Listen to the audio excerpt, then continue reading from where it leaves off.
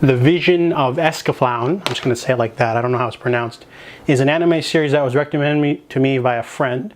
It is about Hitomi. She is an average high school student.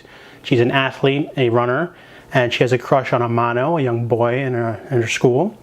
And she's trying to get a first kiss from him when a prince from another world materializes on the track. And he's being pursued by a dragon. And so they're all getting mixed up in this sort of isekai sort of plot line.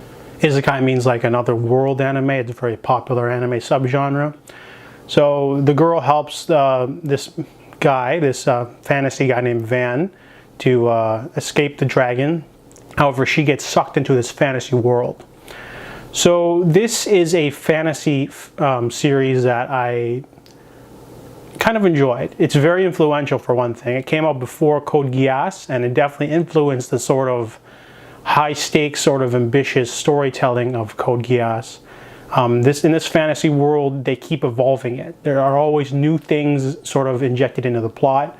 First, Van and Hitomi are in this sort of wilderness, and then they get taken to his kingdom. We find out he's a prince, and then the kingdom is attacked by an enemy, and they introduce the enemy of the series.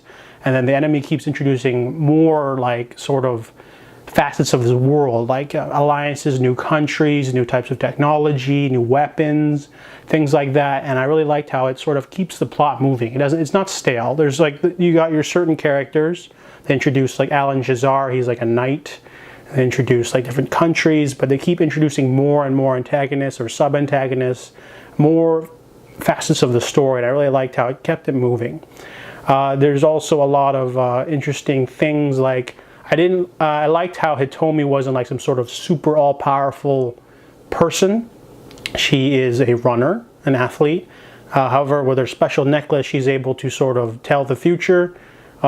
She's very popular with tarot card reading, and she's also sort of develops a sort of future predicting skill.